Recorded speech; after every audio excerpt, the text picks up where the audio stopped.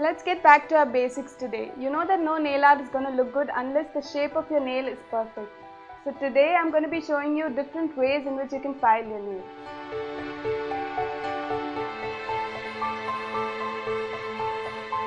So three of the most common files that you get in the market are a steel file, an emery board and a glass file. So please do not use the steel file because it damages the overall health of the nail. So just use the emery board or the glass file.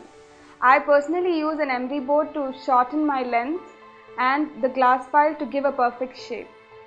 So we're going to be talking about 4 different shapes of nails today, and to start off I'm going to be doing one of the most common shapes, that is the almond shape. So to get the perfect almond shape, file from the sides towards the center. So one of the most important things to remember while filing is never go in 2 directions, just file one way. So I'm done with the almond shape. The next shape that we're going to be doing is the square shape. This is the most easiest of the shapes.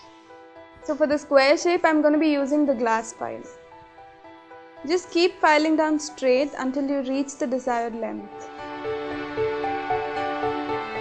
So after reaching the desired length, just file straight from the sides as well.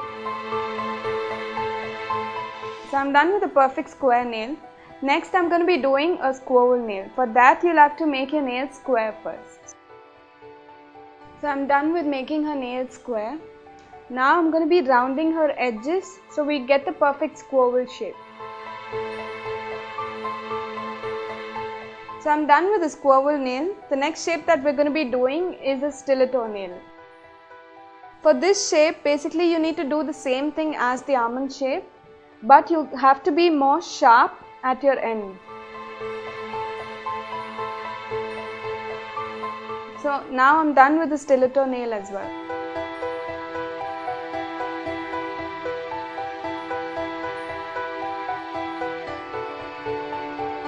So keep your nails in good shape and keep them filed at all times.